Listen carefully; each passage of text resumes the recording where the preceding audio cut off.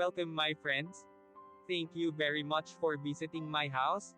And sorry, the other parts of my videos, camera, are replicating, blur, or bright, because it's my time that I did it on purpose so that other people who pass by on the walking street in Balibago won't expose their faces too much.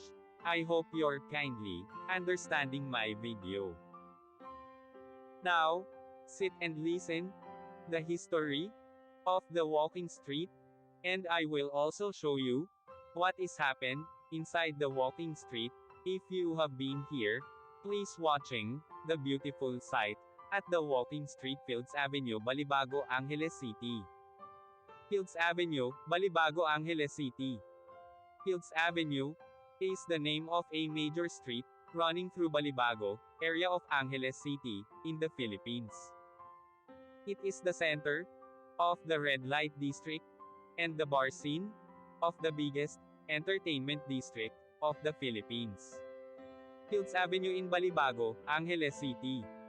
The name derives from the common military practice of naming roads adjacent to airfields as Field Street or Field Avenue.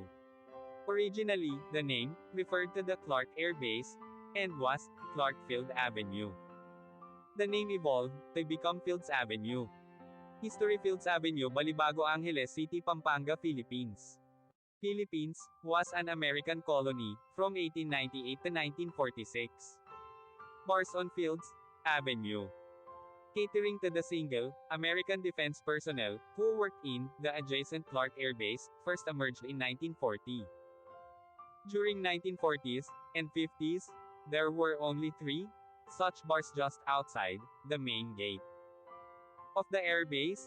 By early 1960s, the Fields Avenue developed as a street lined with several bars.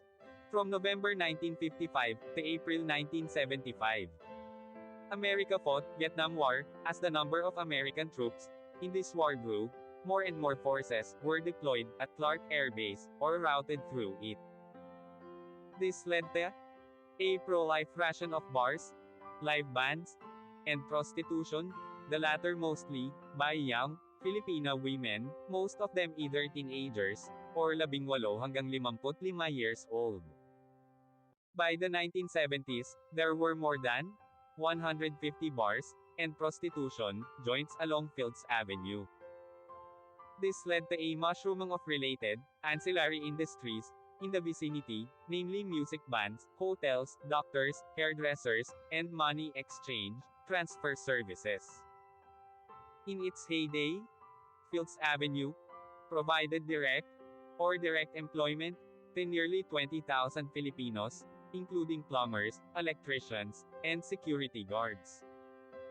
In the 1980s, though the American presence remained steady, the bars and prostitution shops continued the pro-life rate. Many bars and prostitution dens were owned by Americans, as well as local politicians, thus leading to a nexus between the locals, politicians, and American military and ex-military personnel. With the withdrawal of American Defense Forces from Clark in 1993, many of these establishments changed hands, but continued to do business. As Clark was turned into a Special Economic Zone, SEZ, these bars and prostitution joints changed their clientele to suit their new customers, Japanese and Korean businessmen. Restaurants serving food from these countries began to appear, and signboards in these languages were put up.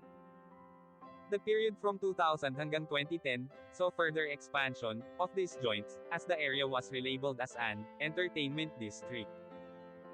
While prostitution was officially banned, girls working here were simply redesignated as guest relations officers (GRO), and prostitution continued in practice.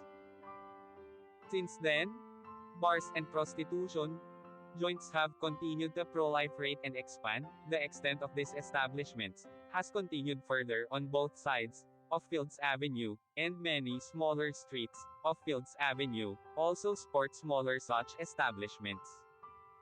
In 2010, a section of Fields Avenue, at the end where it meets the MacArthur Highway, was named as Walking Street, mimicking Walking Street in Pattaya. This section was made pedestrians only, with road traffic ban from 6 p.m. to 6 a.m. People arriving by air either take a taxi direct to hotel or a jeepney to Main Gate Jeepney Terminal, located between the North SM Mall, Fields Avenue to South, and Bayanihan Park to East. Those arriving from Manila by bus ask the driver to drop them off at the corner of Fields Avenue and MacArthur Highway, or alight at Capas Angeles Transport Terminal, which is also walking distance from Fields Avenue and the MacArthur Highway.